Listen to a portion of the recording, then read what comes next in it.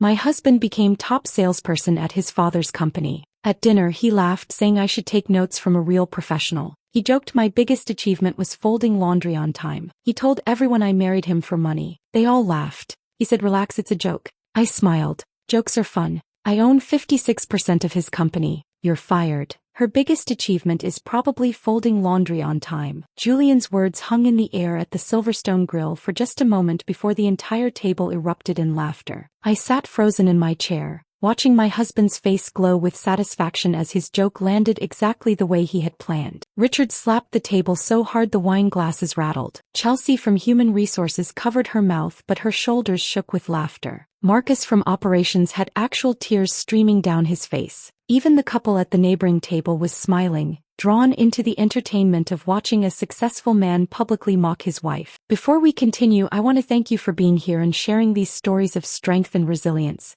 If you believe that competence deserves recognition regardless of who sees it, please consider subscribing. It's free and helps us reach more people who need to hear this. Now let's see what happens next. Julian was standing at the head of our table with a wine glass raised, delivering what he clearly thought was a charming and affectionate speech about his journey to becoming top salesperson at Pemberton Technologies. He had just finished thanking his father Richard for giving him opportunities to prove himself. He had thanked his colleagues for their support and collaboration. And now he was thanking me, his wife, by telling everyone assembled that my greatest accomplishment in life was successfully folding his laundry without shrinking his expensive shirts. No, seriously, Julian continued, warming to his theme as the laughter began to die down. Violet has mastered all the traditional domestic skills. The house is always organized. My schedule is always managed. My dry cleaning is always picked up on time. She really knows her place. More laughter. I felt my face burning, but I kept my expression neutral. I had learned over 18 months of marriage that reacting to Julian's jokes only made them worse.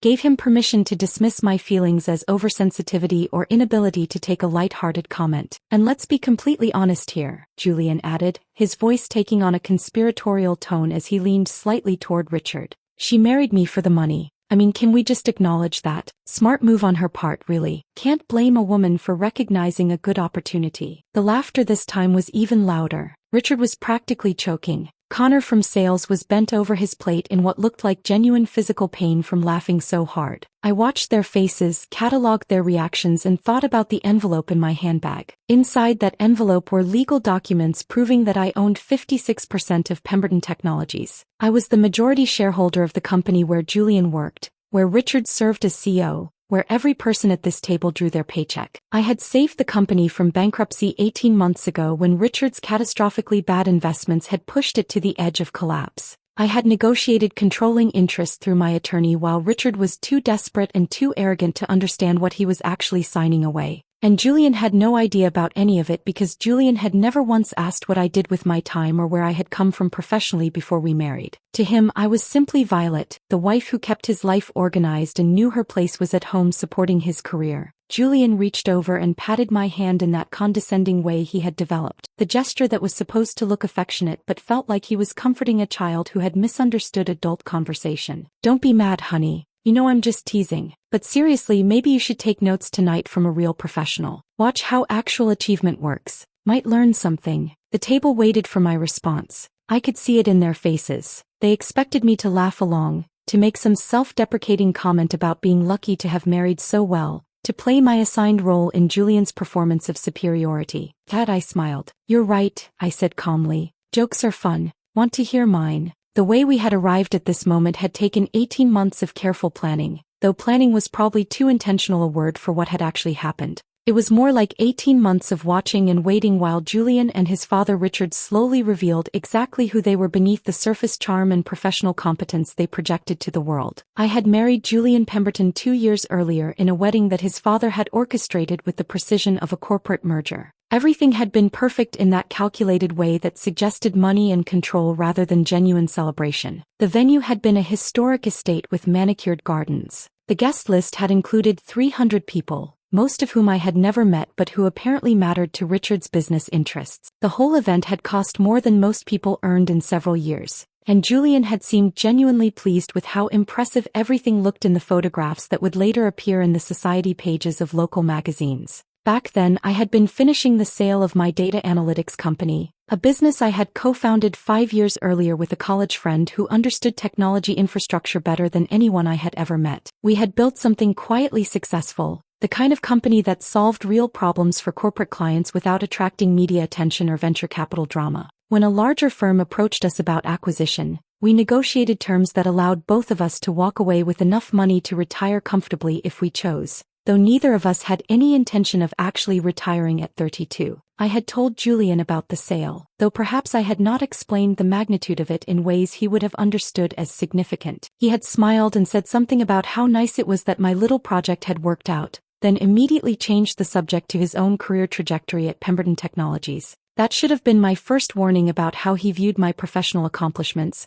but I was still in the early stages of marriage where you tell yourself that small dismissals are just miscommunication rather than patterns that will define your entire relationship. The shift from cautious optimism to clear-eyed recognition had happened gradually over the first year of our marriage. Julian would come home from work and spend hours recounting his day in elaborate detail, never once asking about mine. At company events, he would introduce me as his wife Violet without mentioning anything about my background or career. When his colleagues made polite conversation, their questions were always variations on the same theme. How was I enjoying being married? What did I think of the house we had purchased? Was I planning to start a family soon? No one ever asked what I did professionally because Julian's introductions had already established that my primary identity was as his spouse. I had started making myself smaller in those situations, taking up less space in conversations, projecting less presence. It was not a conscious decision at first. It was more like an instinctive response to an environment that clearly did not want me to be fully present. Julian seemed more comfortable when I played the role of the quiet, supportive wife. His father Richard appeared to approve of me more when I asked questions that allowed him to explain things rather than demonstrating that I already understood the concepts he was describing.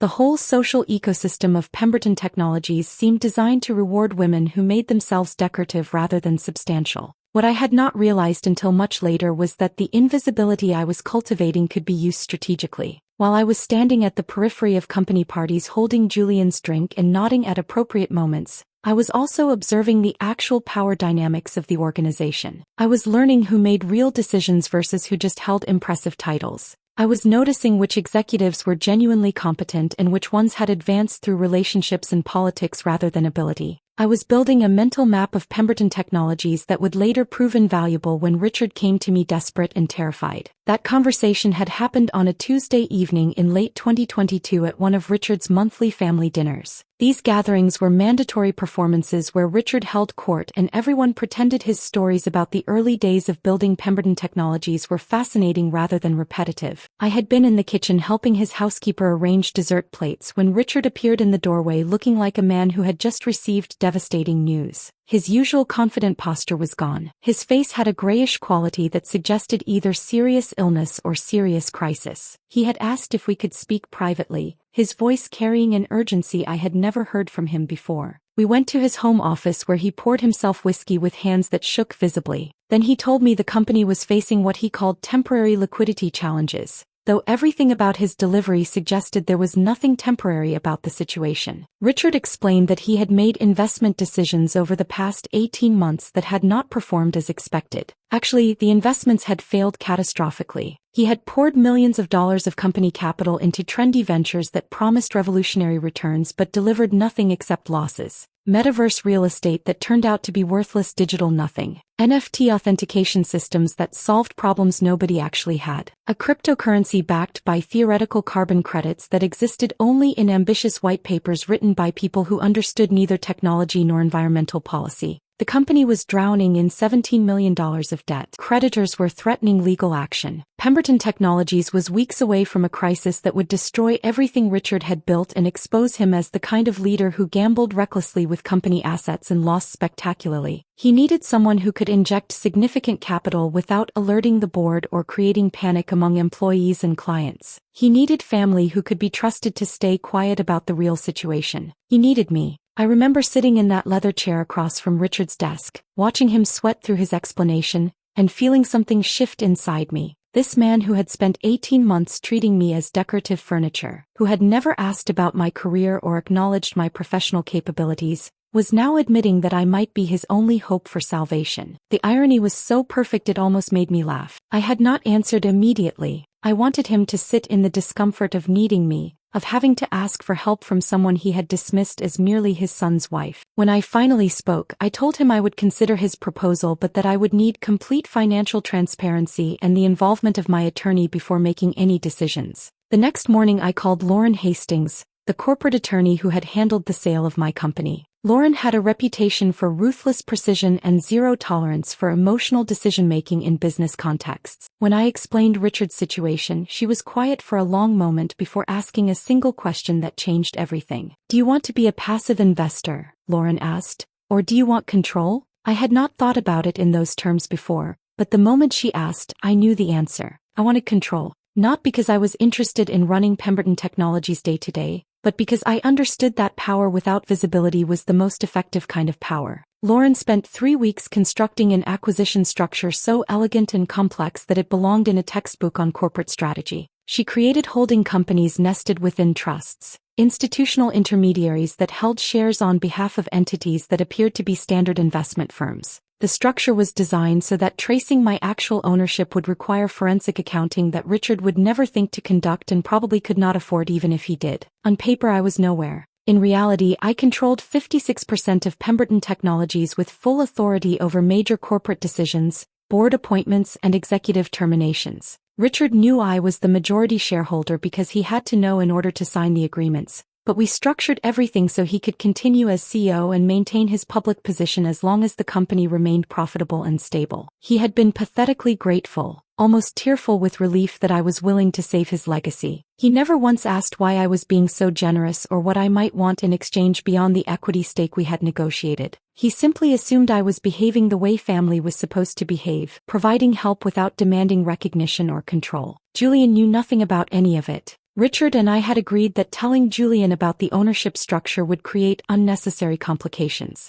Richard framed it as protecting Julian from worry during a stressful period for the company. I suspected the real reason was that Richard was ashamed of needing rescue and did not want his son to know how badly he had mismanaged the company's assets. So I had spent the past 18 months being even more invisible than before. When Julian came home talking about the company's remarkable turnaround and his father's brilliant leadership, I nodded and asked interested questions while never mentioning that the turnaround existed only because of capital I had provided. When Richard called seeking approval for various decisions as required by our shareholder agreement, I would meet him at quiet restaurants where no one would recognize us or question why we were talking. I attended company events as Julian's wife, standing at the periphery while executives discussed quarterly performance I could have recited from memory because I reviewed every financial report in detail. The invisibility was strategic now rather than defensive. I knew that Julian's ego and Richard's pride would eventually create a moment where their treatment of me became so publicly dismissive that I would be entirely justified in whatever response I chose. I had been waiting for this moment, patient because patience is power that most people never learn to wield effectively. Watching Julian's career advance on a foundation I had built while he credited his own talent. Listening to Richard take credit for the company's stabilization while never acknowledging where the rescue capital had originated. And now here we were at the Silverstone Grill with Julian standing at our table making jokes about laundry and money while everyone laughed at my expense.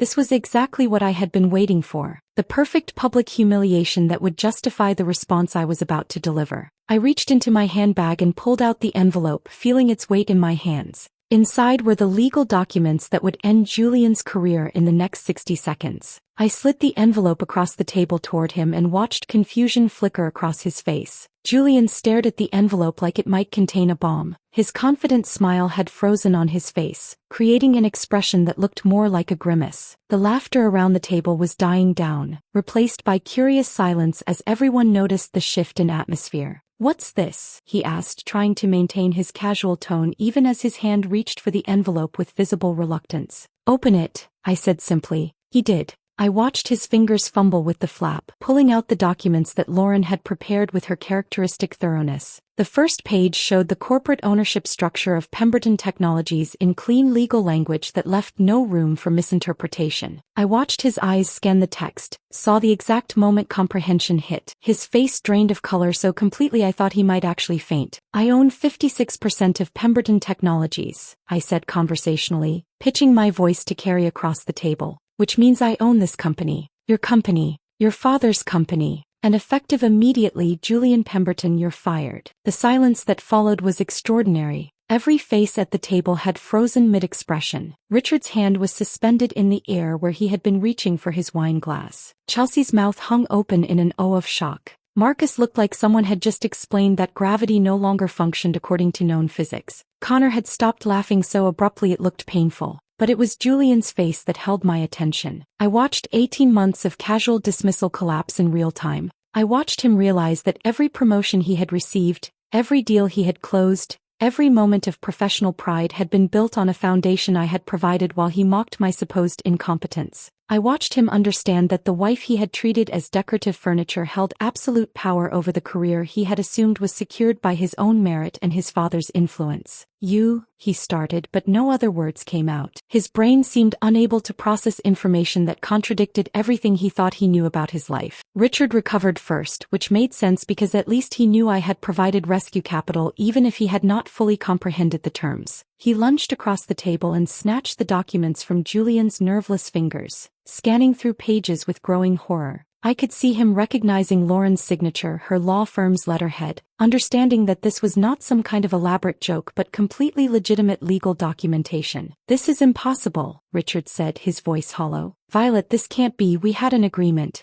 You were supposed to be a passive investor. You said you weren't interested in operational control." "I said I wasn't interested in day-to-day management," I corrected gently. "I never said anything about giving up decision-making authority. You were desperate enough to sign the agreements Lauren prepared without reading them carefully. That's not my problem." Julian found his voice, though it cracked with emotion. "But you told me you were doing consulting work. You said you had advisory projects. You never mentioned owning a company, let alone this company." "You never asked," I replied. "You were too busy telling me about your achievements to inquire about mine. Too focused on your success to wonder where the capital came from that saved your father's business when it was drowning in debt from catastrophically terrible investment decisions." I turned to Richard. "Metaverse real estate, wasn't it? And NFT authentication systems? And that cryptocurrency backed by theoretical carbon credits that never actually existed? $17 million of company money gambled on trends you didn't understand because you were too arrogant to admit you had no idea what you were investing in." Richard's face had gone from gray to red, a dangerous color that suggested his blood pressure was reaching levels that probably required medical attention. "Violet, you can't fire my son over a joke. This is absurd."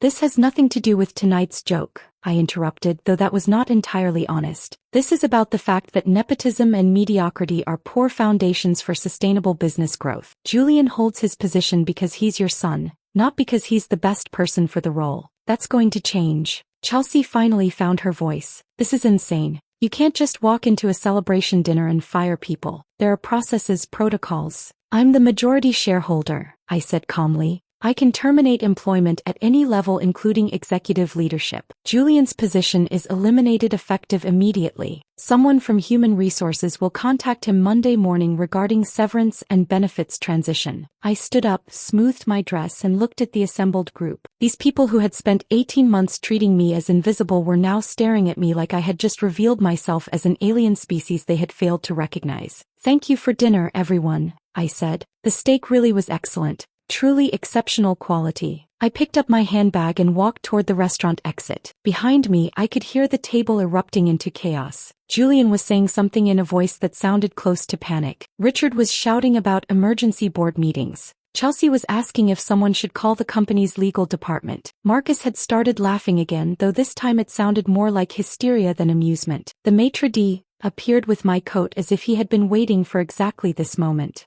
I thanked him and handed him a $100 bill because none of what had just happened was his fault, and he had maintained professional composure throughout what was probably the most dramatic dinner service of his career. The cool evening air hit my face as I stepped outside. I stood on the sidewalk for a moment, letting the temperature difference shock my system slightly, grounding myself in the physical reality of what I had just done. Through the restaurant windows I could see our table, Everyone standing now, gesturing frantically. Julian had his phone out, probably calling someone for advice. Richard was still holding the legal documents, flipping through pages as if hoping the text might change if he read it again. My own phone started buzzing before I even reached my car. Julian calling. I declined. Richard calling. Declined. An unknown number that was probably Chelsea trying to mediate or gather information. Declined. I drove home through quiet streets, the townhouse we had purchased together less than a year ago, though it would soon be exclusively mine once divorce proceedings were finalized. I had already consulted with Lauren about that aspect of the situation.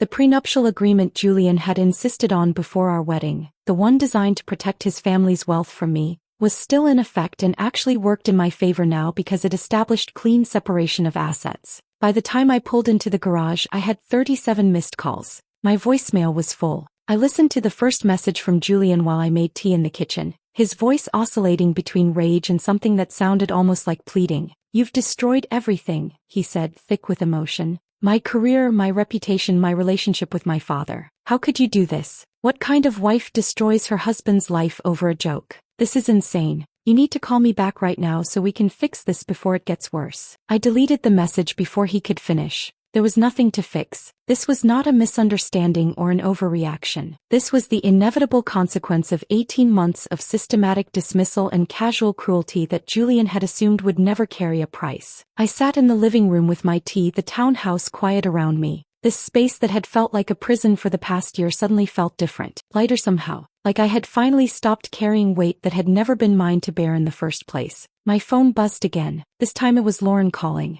I answered. "I assume you've seen the news," she said without preamble. "What news?" "Someone at the restaurant posted about what happened on social media. It's spreading rapidly. Business blogs are already picking up the story. You're trending on LinkedIn." I closed my eyes. Of course someone had posted about it. This was exactly the kind of dramatic corporate confrontation that people loved sharing, turning real lives into entertainment for strangers who would debate the ethics and argue about who was right and who was wrong. "How bad is it?" I asked. Mixed reactions. Some people are calling you a genius who played the longest strategic game in business history. Others are suggesting you're vindictive and destroyed your husband's career over hurt feelings. The usual internet discourse where everyone has strong opinions about situations they don't fully understand. What about the company? Are clients panicking? Not yet. Most people don't understand the full ownership structure. They just know there was some kind of dramatic revelation at a dinner. I've already prepared a statement for the board explaining that there will be a leadership transition but that all client relationships and operational commitments remain intact. We should probably schedule a call for first thing Monday morning to discuss next steps. Agreed, I said.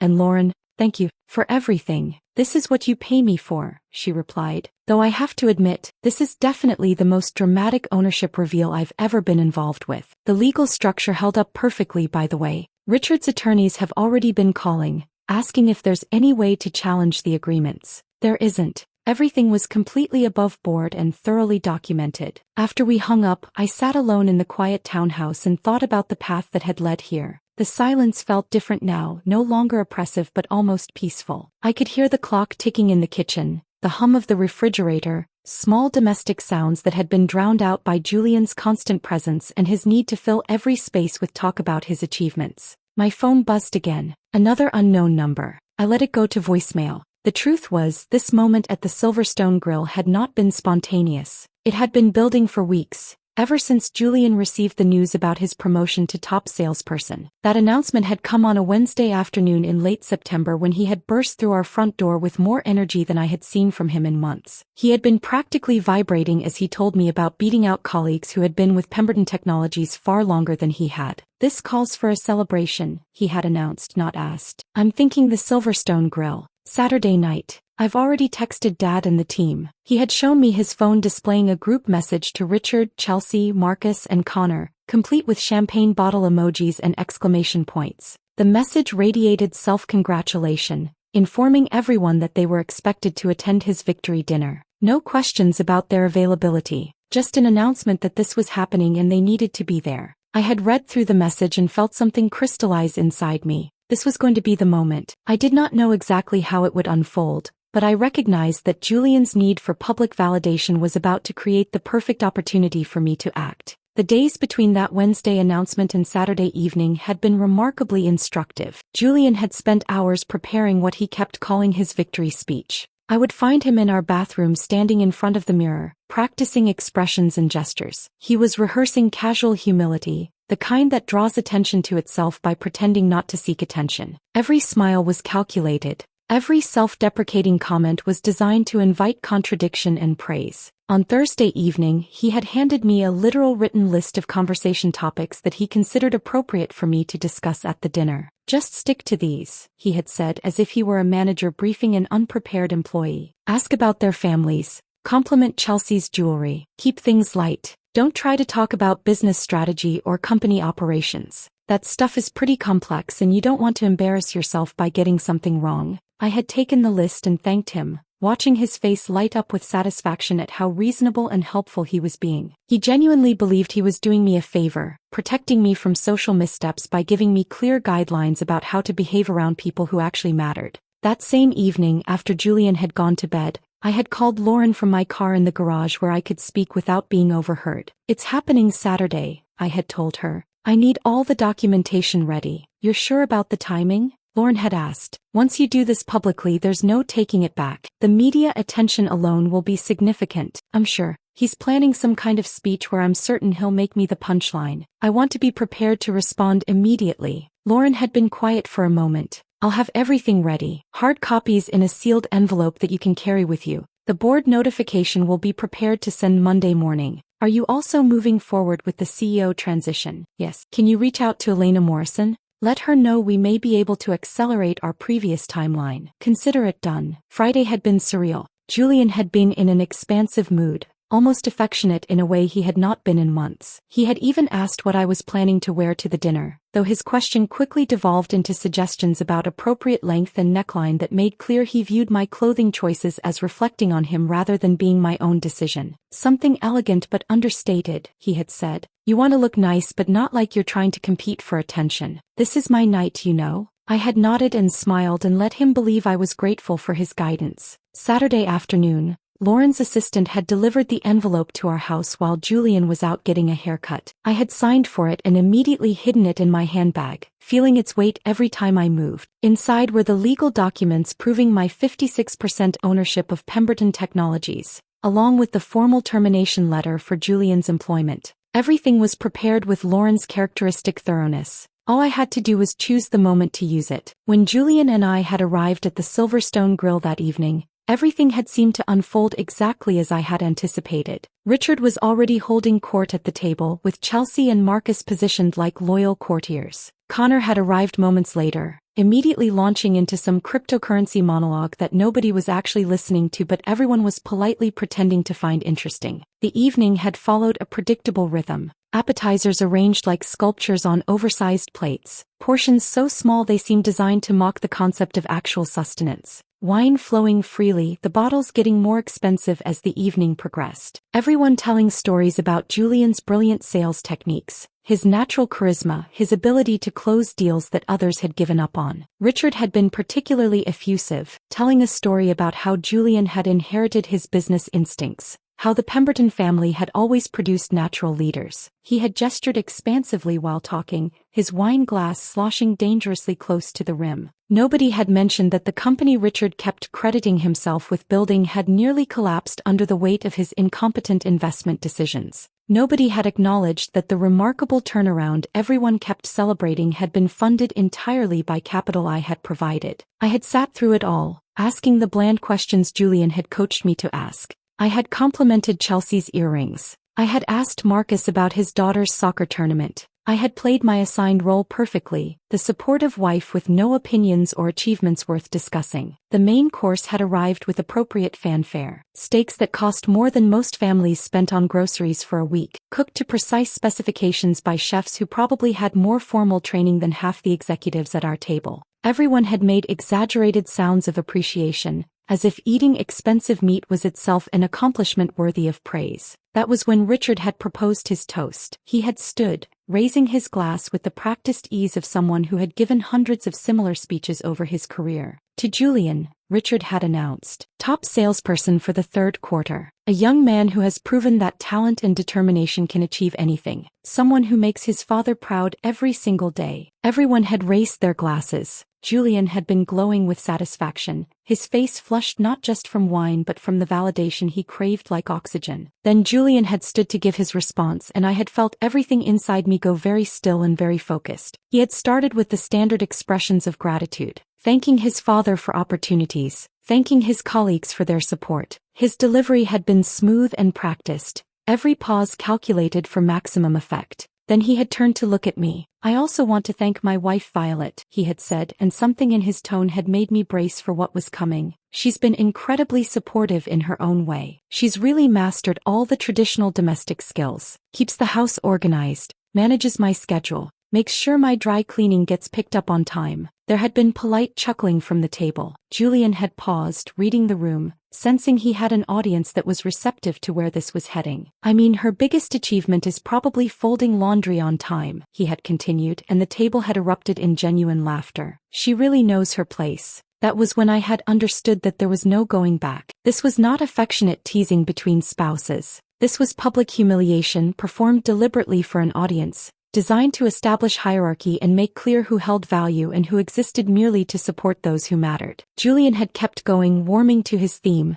adding the line about me marrying him for money. The laughter had grown louder. Richard had slapped the table. Chelsea had covered her mouth. Marcus had actual tears streaming down his face. And I had reached into my handbag and pulled out the envelope that would end my husband's career. The paper felt heavier than it should have, weighted with more than just the legal documents inside. I slid it across the white tablecloth, watching it move through the candlelight, leaving a trail through the evening that felt irreversible even before Julian touched it. "What's this?" he asked. His tone was still attempting lightness, still trying to maintain the casual confidence he had been projecting all evening. But I could see uncertainty creeping into his expression, the first shadow of recognition that something had shifted in a way he did not understand. "Open it," I said simply. His fingers fumbled with the envelope flap. The whole table had gone quiet now, everyone sensing that the dynamic had changed even if they could not yet articulate how. I watched Julian pull out the documents, watched his eyes begin scanning the first page. The law firm letterhead was visible even from where I sat. Lauren had chosen premium stock paper specifically because it conveyed seriousness, because it made clear that what followed was not casual correspondence but legal documentation prepared with careful attention. I could pinpoint the exact moment Julian understood what he was reading. His face drained of color so completely that for a second I thought he might actually faint. His hands holding the papers began trembling in a way that made the documents shake visibly. His mouth opened but no sound emerged. Just a silent attempt at speech that failed to produce any words. I let the silence stretch. Let everyone at the table lean forward, trying to understand what could possibly be written on those pages that would create such a dramatic reaction. Let the tension build until it felt almost unbearable. Then I spoke, pitching my voice to carry clearly across our table and to the neighboring diners who had stopped pretending not to listen. "I own 56% of Pemberton Technologies, which means I own this company, your father's company. And effective immediately, Julian Pemberton, you're fired." The silence that followed was unlike anything I had ever experienced. It felt physical, like the air itself had solidified. Every face at the table froze mid-expression. Richard's wine glass hung suspended halfway to his mouth. Chelsea's hand was still covering her lips from laughing at Julian's previous joke, but now her eyes were wide with shock. Marcus looked like someone had just explained that the fundamental laws of mathematics no longer applied. Connor's mouth hung open in an expression of such complete incomprehension that it would have been funny under different circumstances. But it was Julian's face that held my attention. I watched 18 months of casual dismissal collapse in real time.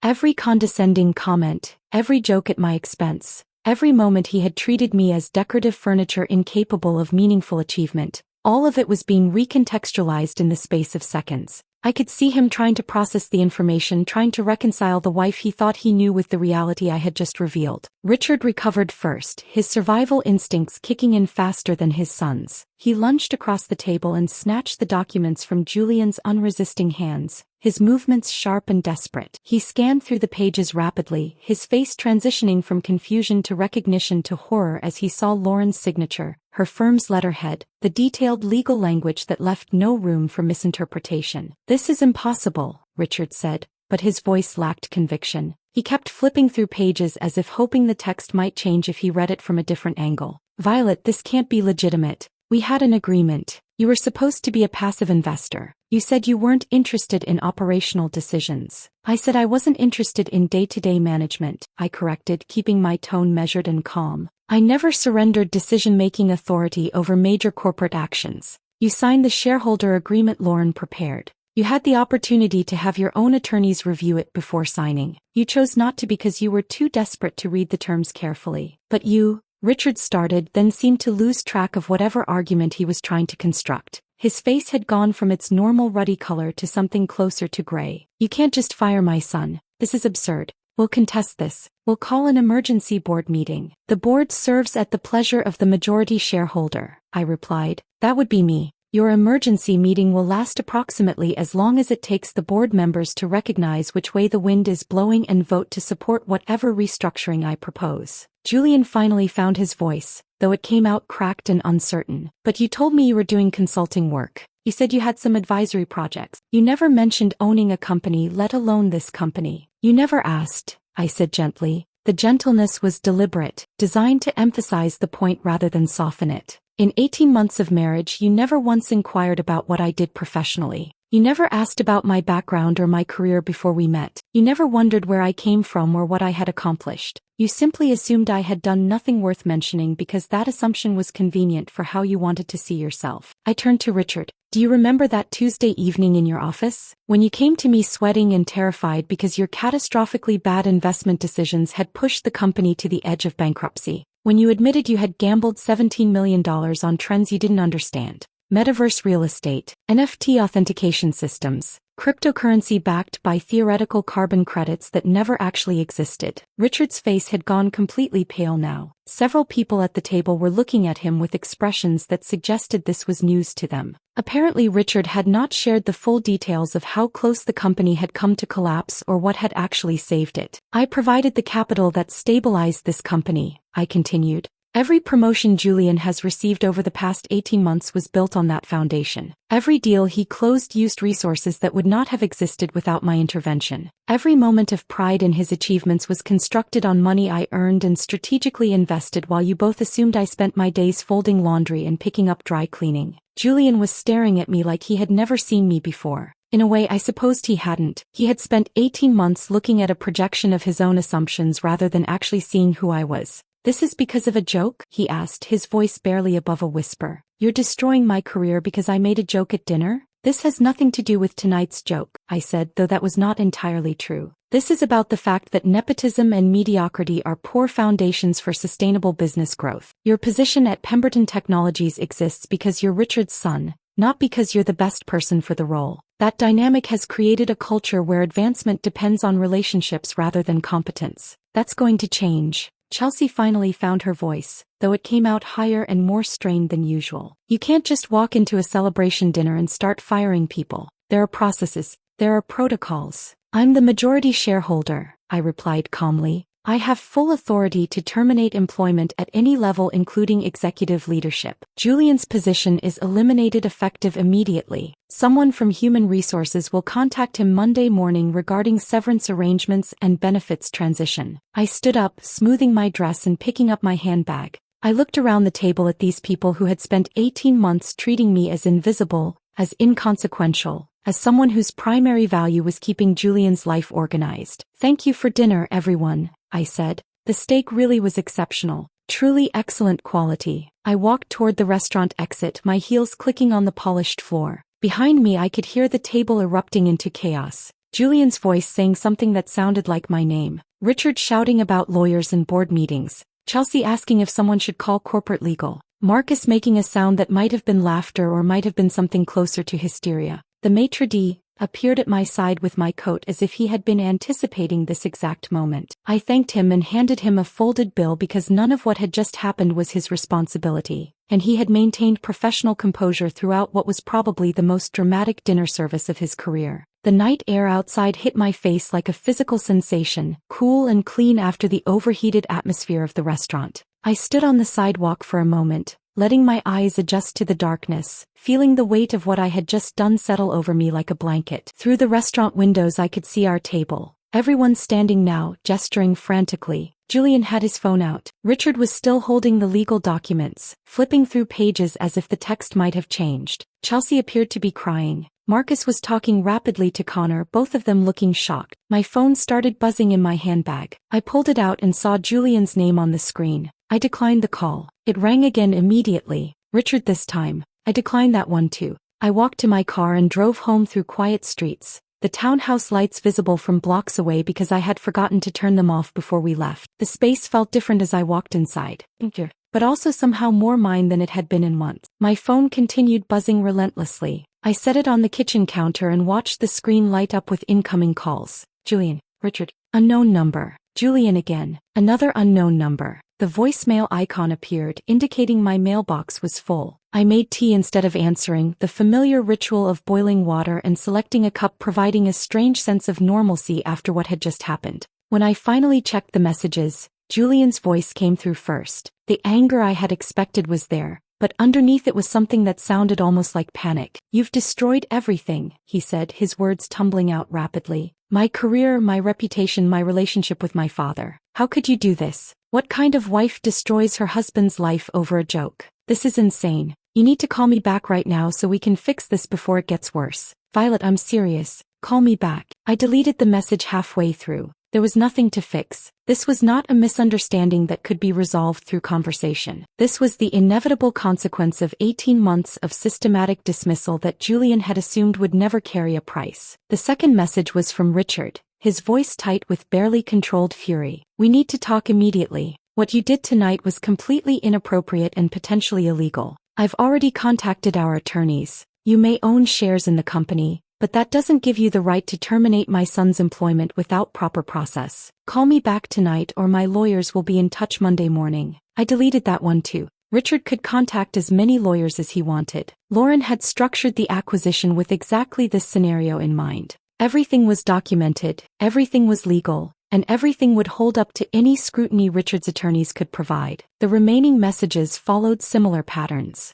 Chelsea asking if we could talk about what had happened and find some way to resolve the situation. Connor wondering nervously if the restructuring would affect other positions in the sales department. An unknown number that turned out to be a journalist from a business publication asking if I would be willing to comment on the ownership revelation. I turned my phone to silent and sat in the living room with my tea, letting the quiet settle around me. The townhouse felt different in ways I was still processing. Julian's presence had filled this space for so long that his absence created a kind of vacuum. But it was not an uncomfortable vacuum. It was more like the feeling after you remove a weight you have been carrying so long you had forgotten it was there. Sleep came surprisingly easily that night. I had expected to lie awake replaying the evening, questioning whether I had handled things correctly, worrying about what would come next. Instead, I fell into deep dreamless sleep and woke Sunday morning feeling more rested than I had in months. The photographers on the sidewalk outside were an unwelcome surprise. I saw them through the front window while making coffee, 3 men with professional cameras positioned across the street like they were staking out a crime scene. One of them noticed movement through the window and raised his camera. I stepped back quickly, closing the curtains. My phone showed 83 missed calls and hundreds of text messages.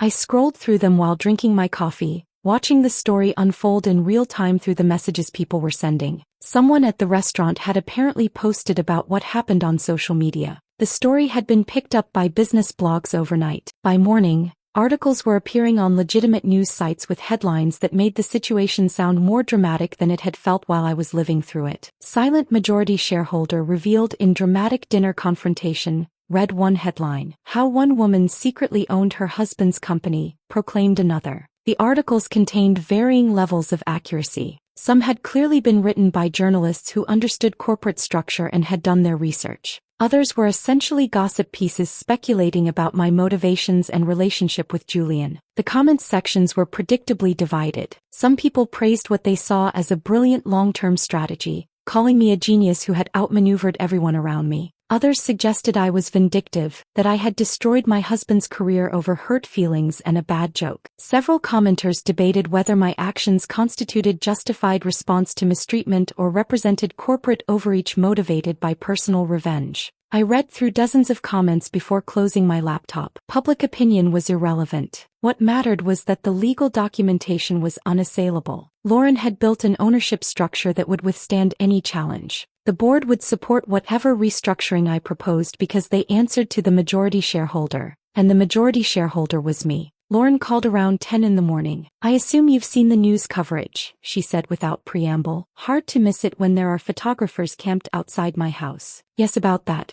I'd recommend not engaging with any media until we've had a chance to prepare an official statement. My office has been fielding calls since 6 this morning from journalists who want your comment on the situation." "What are you telling them?" "That you're not available for comment at this time and that any questions about corporate structure should be directed to the company's board of directors. Standard deflection until we decide on a communication strategy." I could hear papers rustling on her end of the call. Lauren was always working, always 3 steps ahead of whatever situation she was managing. "Richard's attorneys have been calling as well," she continued. "They want to discuss the ownership structure and Julian's termination. I've told them I'm happy to provide copies of all relevant documentation but that there's nothing to negotiate. The shareholder agreement is clear and legally binding." "What's their angle?" "They're fishing for anything they can use, suggesting the agreement was signed under duress, that Richard didn't have adequate legal representation when he signed, that the ownership structure might constitute fraud. None of it has any merit, but they're going to push because that's what lawyers do when their client is desperate." "And the board meeting?" I asked. "Richard called an emergency session for this afternoon. I'll be representing your interests. The vote is essentially predetermined by ownership percentage, but we need to go through the formal process. I expect the board will vote to support your proposed restructuring, including Elena's appointment as CEO and Julian's termination." The meeting took place at 3 o'clock. I stayed home watching the photographers on my sidewalk through the gap in my curtains while Lauren attended the session at Pemberton Technologies headquarters. She called me at 3:12. "It's done," she said. The vote was 7-2 in favor of supporting the restructuring. Julian's termination is official. Elena starts Monday morning as the new CEO. Who voted against? Harold Matthews and David Chin, both longtime associates of Richard who were probably hoping their loyalty would be remembered when this settles. 2 others abstained rather than vote directly against Richard, which tells you everything about how seriously they take his leadership. I thanked Lauren and ended the call. Through my window I could see one of the photographers checking his phone, probably receiving a notification about the board vote. Within minutes, all 3 of them were making calls, likely to their editors or to other journalists who were covering the story. My phone rang. Julian again. I let it go to voicemail. It rang again. Richard this time. Voicemail. The doorbell rang, making me jump. I looked through the peephole and saw Chelsea standing on my front step, looking nervous and uncomfortable. She was wearing jeans and a sweater instead of her usual business attire, suggesting she had come here on her own rather than in any official capacity. I considered not answering, but curiosity won out over caution. I opened the door but did not invite her inside. "Violet," she said, her voice tentative, "I know you probably don't want to see anyone from the company right now, but I wanted to talk to you. Not as an HR representative, just as someone who has worked with you and Julian for the past year and a half." "What do you want, Chelsea?" She looked past me into the townhouse, then back at my face. "Can I come in? Just for a few minutes. I'm not here to change your mind or convince you to reverse any decisions. I just think there are some things you should know about what's happening at the company." I stepped aside and let her enter, leading her to the living room but remaining standing rather than sitting down. Chelsea perched on the edge of the couch, her hands clasped together in her lap. "Julian is a complete mess," she said. "He's been calling everyone from the dinner trying to understand how this happened, asking if we knew anything about your ownership. Richard is threatening to sue, though his own attorneys are apparently telling him he doesn't have grounds. The entire executive team is in chaos because nobody knows what to expect when Elena starts tomorrow. That's why I hired Elena," I replied, "to bring order to chaos that Richard created through incompetence and nepotism." Chelsea nodded slowly. "I'm not defending what Julian said at dinner. That was cruel and inappropriate, but I think you should know that he genuinely had no idea about any of this. The ownership structure, the rescue capital, any of it. He thought you were just his wife who stayed home and managed the household." "I know he didn't know," I said. "That was the point." "I know he didn't know," I said. That was the point. Chelsea looked at me for a long moment, her expression shifting from sympathy to something closer to understanding. You were testing him. All of us, really. Waiting to see if anyone would look beyond the surface and actually see you as a person instead of just Julian's wife. I wasn't testing anyone, I replied, though the truth was more complicated than that. I was protecting an investment and waiting for the right moment to make necessary changes. What happened at the dinner simply accelerated a timeline I had already established. Chelsea nodded slowly, then stood to leave. For what it's worth, I think a lot of people at the company are relieved.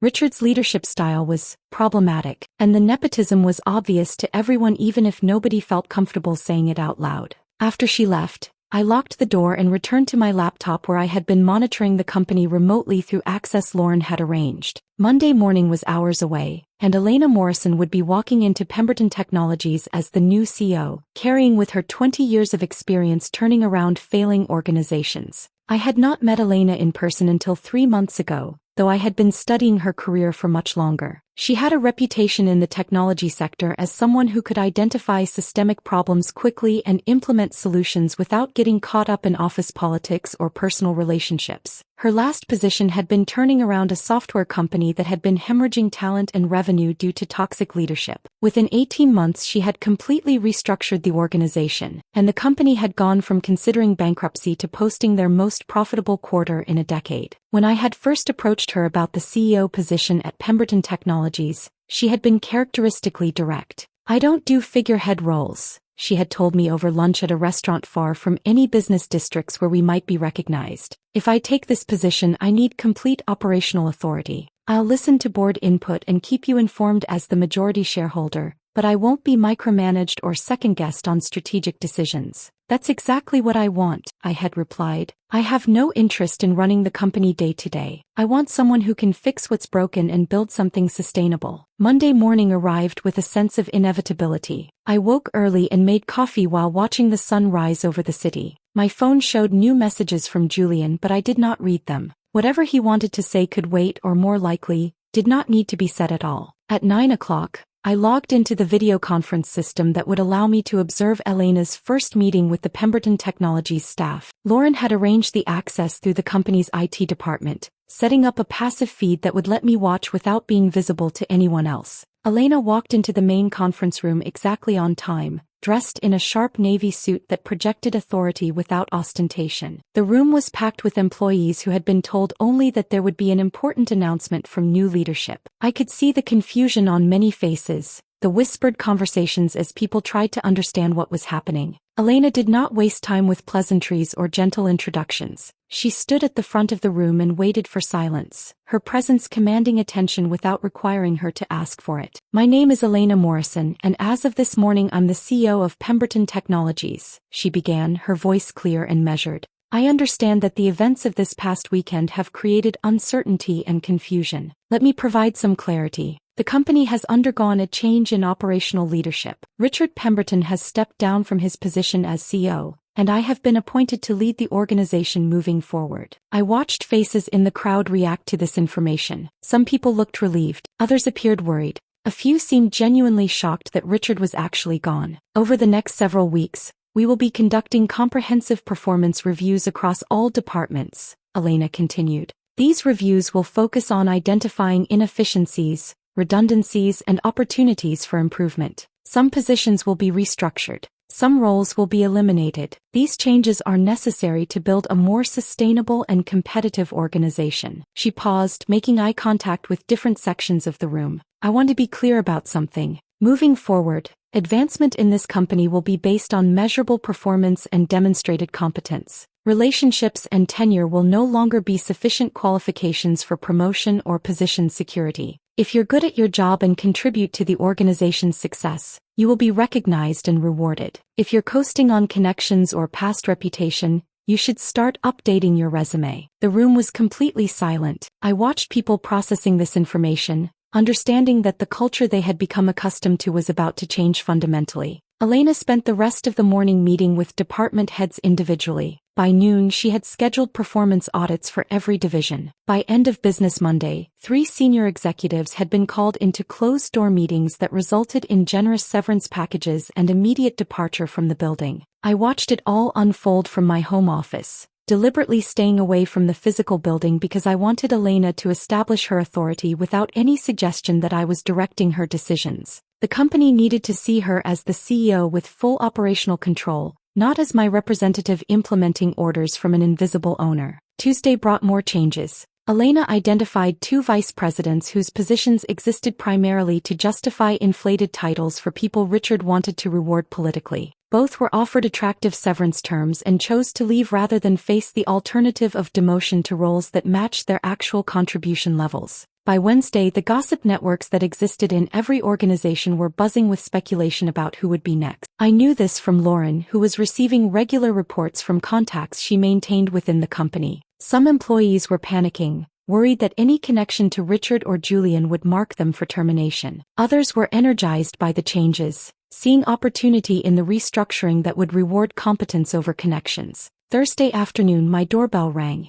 I looked through the peephole and saw Julian standing on my front step looking exhausted and defeated. He was wearing jeans and an old college sweatshirt, clothes I had not seen him wear in years because they did not project the successful executive image he normally cultivated. I opened the door but did not step aside to let him enter. "I'm not here to argue," he said before I could speak. "I just need to understand something. Did you plan all of this from the beginning? Was our entire marriage just part of some long-term strategy to take over the company?" "No," I replied honestly. "When we got married, I thought we had a real partnership. The strategy came later, after I realized that you and your father would never see me as anything more than decorative furniture whose primary value was staying quiet and supportive." He flinched at that but did not argue. "I've been going through everything in my head. All the times I dismissed what you were doing, all the jokes I made at your expense. I thought I was being charming. I thought everyone understood it was just playful teasing between spouses." "It wasn't playful," I said. "It was systematic dismissal disguised as affection. And it wasn't just you.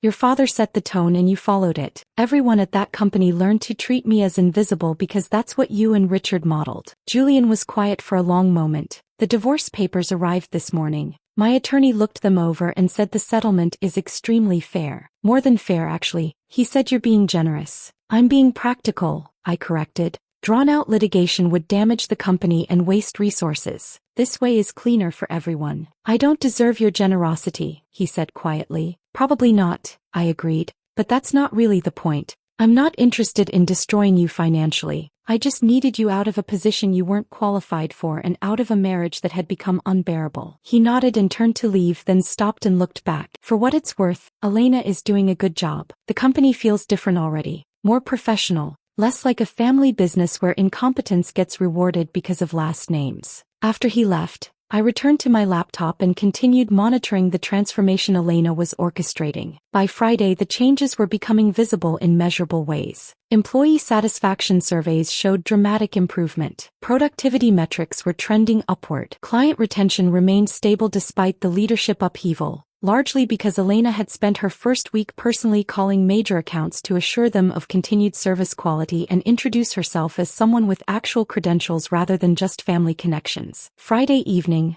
I received a call from one of the board members who had voted to support my restructuring. "I wanted to thank you personally," he said. "What you did took courage. Richard's leadership had been problematic for years, but nobody felt empowered to challenge him because of his founder status and his relationships on the board. You gave us permission to do what should have been done a long time ago." After we hung up, I sat in the quiet townhouse and realized that something fundamental had shifted. The space no longer felt like Julian's home that I happened to occupy. It felt like mine. 3 weeks passed with surprising speed. The media attention gradually faded as newer scandals captured public interest. The photographers stopped camping on my sidewalk. My phone stopped buzzing constantly with calls from journalists and unknown numbers. Life settled into a new rhythm that felt both strange and comfortable. I spent my days monitoring Pemberton Technologies remotely, watching Elena implement changes that were transforming the company's culture and performance. I met with Lauren twice to discuss the divorce proceedings, which were moving forward with minimal conflict now that Julian had accepted the inevitable. I even started exploring what I might want to do next professionally, now that I was no longer bound to the pretense of being just a supportive wife managing a household. Thursday afternoon arrived with overcast skies that threatened rain. I was working at my desk in the home office, reviewing financial reports that Elena had sent for my review as majority shareholder, when the doorbell rang. Not a polite single chime, but insistent repeated ringing that suggested whoever was outside had no intention of leaving until I answered. I looked through the peephole and felt my stomach tighten. Richard Pemberton stood on my front step, his posture rigid with barely restrained fury. His usually immaculate appearance had deteriorated noticeably. His hair, normally styled with precision, looked disheveled. The lines around his eyes and mouth had deepened, making him appear years older than he had at the dinner 3 weeks ago. I considered not answering. We had nothing to discuss that could not be handled through attorneys and official channels. But I knew Richard well enough to recognize that if I did not face him now, he would simply return repeatedly until I did. Better to deal with this confrontation on my terms. I opened the door but did not step aside to invite him in. Instead, I stepped out onto the front step and closed the door firmly behind me. If we were going to have this conversation, it would happen in public view where Richard would be forced to maintain at least minimal civility. "We need to talk," Richard said without preamble. His voice carried that authoritative tone he used in board meetings, the one designed to make people comply with his demands through sheer force of projected confidence. "About the company, about your plans, about how we're going to resolve this situation." "We can talk," I replied evenly, "but I'm not going to discuss anything that should properly go through Lauren or be handled in official board channels. If you have legal concerns, your attorneys can speak with mine." Richard's jaw tightened. "This isn't about lawyers. This is about family, about loyalty, about recognizing that you've made your point and now it's time to find a reasonable path forward." "I'm listening," I said, though I suspected I already knew where this conversation was heading. Richard glanced at the houses on either side of mine, clearly uncomfortable having this discussion where neighbors might overhear. But I did not offer to move inside, and after a moment he seemed to accept that this was the only venue I was going to provide. "When I came to you 18 months ago," he began, his voice lower now, "you agreed to help save the company. I offered you equity. You accepted. That was supposed to be the end of it. You were supposed to be a silent partner, grateful for the opportunity to be included in the family business." "I was never silent," I corrected. "I was strategic about when and how I exercised the authority I negotiated." "There's a difference. You manipulated the situation," Richard countered. "You took advantage of my desperation to extract terms that were completely disproportionate to your contribution." "I provided $17 million when you had exhausted every other option," I replied calmly. "I saved your company from bankruptcy. The terms were exactly proportionate to the value I provided and the risk I assumed. You signed the agreements after having the opportunity to have them reviewed by your own attorneys. The fact that you were too desperate or too arrogant to read them carefully is not my problem." Richard's face flushed with anger, but when he spoke again his tone had shifted to something that sounded almost like confession. "Julian didn't want me to bring you in," he said. "Did you know that? When I told him I was going to approach you about investing, he argued against it. He said it was a mistake to involve you in the company's financial structure,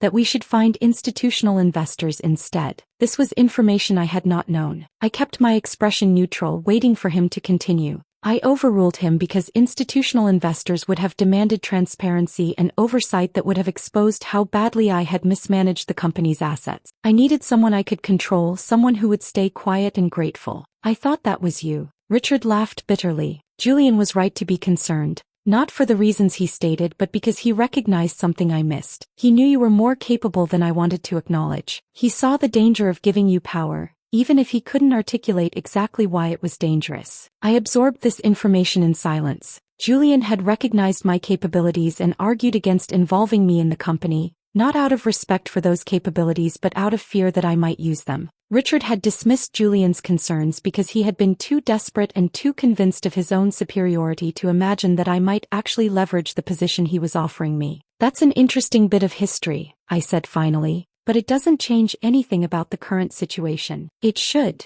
Richard insisted. "It explains why this whole thing happened. I made a mistake in judgment. I underestimated you. But that doesn't mean we can't find a way forward that works for everyone." He pulled a folded document from his jacket pocket and held it out to me. I did not take it. "I'm offering to buy back 20% of your shares," he said, "at a significant premium over what you paid. You'd make millions in profit and your ownership would be reduced to 36%. Combined with my 23%, that would give me back majority control. The company returns to family leadership, you walk away with substantial returns on your investment, and we all move forward without this awkwardness." I looked at the document in his hand without reaching for it. "You're asking me to voluntarily surrender the authority I hold in exchange for money." I'm offering you a profitable exit from a situation that has become unnecessarily complicated, Richard corrected. You've made your point. Everyone understands now that you're not just Julian's decorative wife. You've proven you're capable and strategic. Now let's resolve this like reasonable businesspeople instead of letting personal feelings drive corporate decisions. No, I said simply. Richard stared at me like I had spoken in a language he did not understand.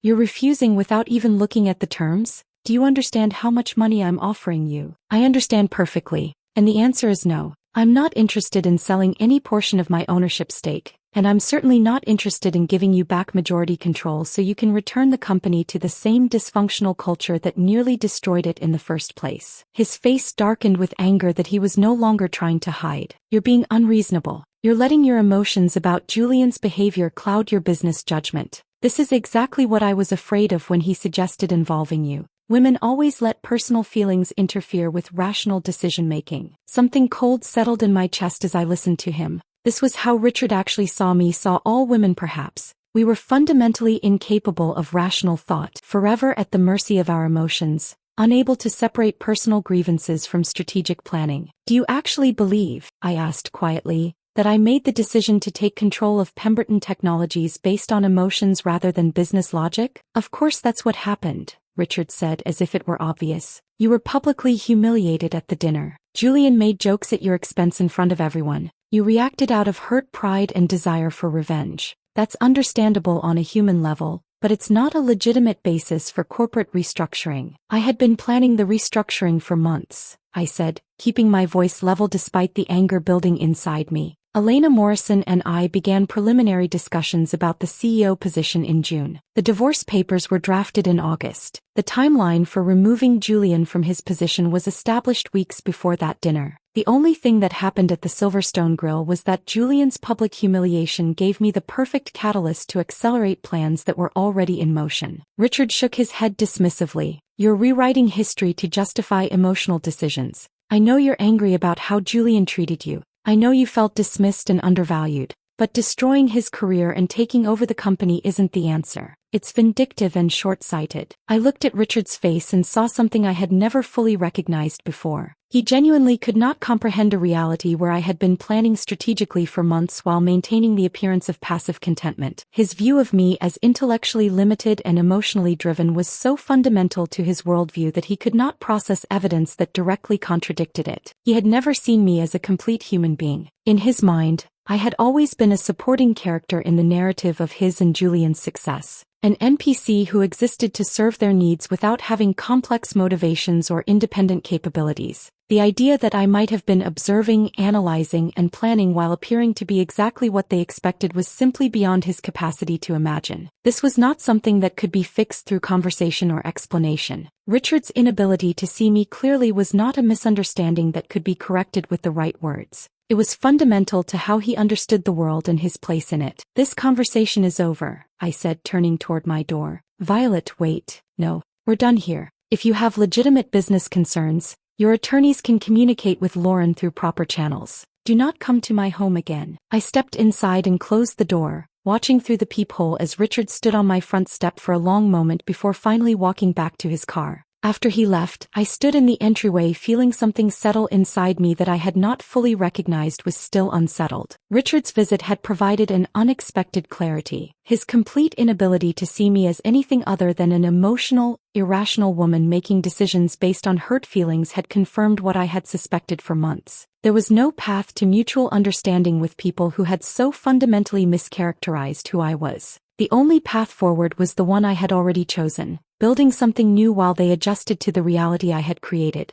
The weeks that followed Richard's confrontation brought a rhythm to my life that felt both unfamiliar and surprisingly comfortable. I stopped monitoring the company quite so obsessively, trusting Elena to handle the daily operations and strategic decisions that I had hired her to manage. I began exploring what I actually wanted to do with my time and energy now that I was no longer performing the role of supportive wife or secretly managing a corporate rescue. December arrived with early darkness and cold that made the city feel different, more intimate somehow. 3 months had passed since the dinner at the Silverstone Grill, and the transformation at Pemberton Technologies had exceeded even my optimistic projections. I attended the quarterly results presentation on a Thursday afternoon, sitting in the back of the renovated conference center that Elena had commissioned as part of the company's physical transformation. The space looked nothing like it had under Richard's leadership. Gone were the dark wood panels and the oversized portraits of Richard from various stages of his career. In their place was clean modern design with large windows that let in natural light and collaborative spaces that suggested a company focused on actual work rather than performing hierarchy. Elena stood at the front of the room presenting results to a crowd of employees who looked genuinely engaged rather than performing mandatory enthusiasm. I watched faces in the audience and saw people leaning forward, taking notes, asking substantive questions about the strategic vision she was outlining. This was what a functional organization looked like when competence was rewarded and political maneuvering no longer determined advancement. The numbers Elena presented were remarkable. Profits up 19% compared to the same quarter the previous year. Employee satisfaction surveys showing dramatic improvement across every measured category. Client retention not just stable but actually increasing despite the leadership upheaval that had initially worried me. She had accomplished in 3 months what Richard had failed to achieve in years, creating an environment where talented people wanted to work and where results mattered more than relationships. After the presentation ended, Elena caught my eye and gestured toward the hallway. I followed her to a quiet corner away from the dispersing crowd. "What did you think?" she asked. "I think you've exceeded every expectation I had when I hired you," I replied honestly. The cultural transformation is visible in ways that go beyond the financial results. Elena smiled slightly. It helps when you're empowered to actually make necessary changes instead of navigating around entrenched interests and family politics. Richard called me again yesterday, by the way, 6th time this month. He keeps suggesting that I should reconsider some of the personnel decisions, that perhaps we moved too quickly in restructuring certain departments. What did you tell him? That I appreciate his historical perspective but that operational decisions are within my authority as CEO and I'm comfortable with the direction we've taken. She paused. He's not going to stop trying to regain influence. You understand that, right? He views this as a temporary setback rather than a permanent shift in power structure. I know, I said. But his opinions stopped mattering the moment the board voted to support your appointment. He can send emails and make phone calls, but he can't change the fundamental reality that I control 56% of the company and you have my full support to run it as you see fit. Elena nodded, then shifted topics. I wanted to ask you something.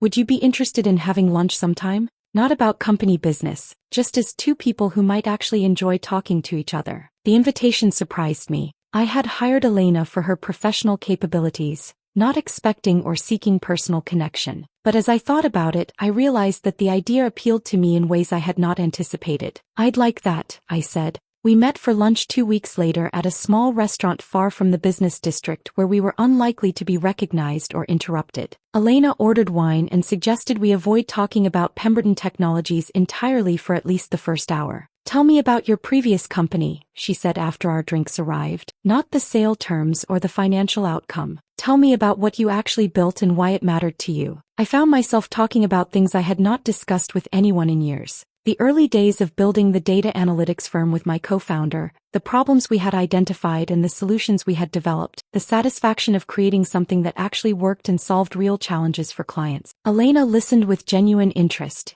asking questions that demonstrated she understood both the technical and strategic aspects of what I was describing. Then she shared her own experiences navigating technology leadership as a woman, the countless times she had been underestimated or dismissed, the strategies she had developed for establishing authority in environments designed to exclude her. We discovered we had both learned similar lessons about power and visibility, about when to assert yourself and when to let others underestimate you until the moment you needed to act. The thing I've learned, Elena said as we were finishing our meal, is that invisibility can be a weapon if you wield it intentionally, but it can also become a prison if you forget that you chose it rather than having it imposed on you. Her words resonated in ways I was still processing days later. I had chosen strategic invisibility as a response to Julian and Richard's dismissal, but at some point the choice had started to feel like a constraint rather than a strategy. Now, with the freedom to be visible or invisible on my own terms, I was discovering that I preferred something in between, present and engaged but not performing or seeking validation from audiences that did not matter. The divorce was finalized the week before Thanksgiving. Julian signed the papers without contesting any terms,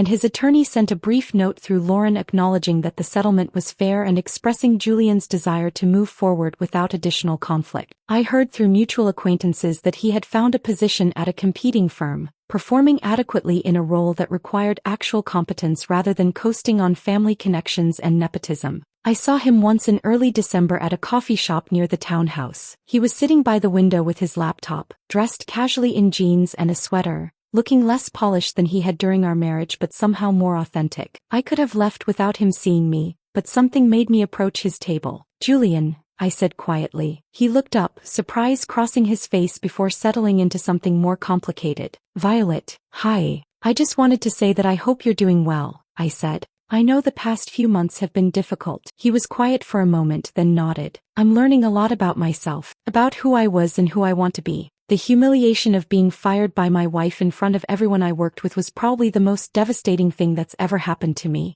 But it also forced me to recognize things I had been avoiding about how I treated you and how I understood my own success. I'm glad you're finding perspective," I said, meaning it honestly. "For what it's worth," Julian added, "I think you did the right thing. Not just for yourself but for the company. Elena is doing a better job than my father ever did, and the culture is healthier without the nepotism and politics that defined everything when he was in charge." We talked for a few more minutes before I excused myself. As I walked back to my car, I realized that I no longer felt anger toward Julian. What I felt instead was a kind of detached recognition that he was a person who had made choices that hurt me, and I had made choices in response that changed both our lives irrevocably. Neither of us was the same person we had been at the beginning of our marriage, and perhaps that was the only resolution that mattered. Winter settled over the city with cold that made the air feel sharp and clean. I walked out of the Pemberton Technologies Conference Center after Elena's year-end strategic planning presentation and stood on the sidewalk watching my breath fog in the December afternoon. The company I had saved 18 months ago now functioned like an actual professional organization rather than a family business masquerading as a legitimate enterprise. Richard still owned his 23% and occasionally sent lengthy emails questioning various decisions Elena made, but the board had made clear that his input was noted and promptly disregarded. He was learning to be a minority shareholder with opinions rather than an unchallenged authority, and I suspected that lesson was more painful for him than any financial loss could have been. And I had returned to my preferred state of relative invisibility, though now it was a conscious choice rather than a defensive strategy. Most employees at Pemberton Technologies had no idea I was the majority shareholder. They knew Elena as their CEO and trusted her leadership, which was exactly what I had wanted. I had never needed visibility or recognition. What I had needed was agency and respect, the freedom to build something meaningful without being dismissed or diminished simply because I did not perform my capabilities in ways that demanded constant attention. Standing there in the winter afternoon,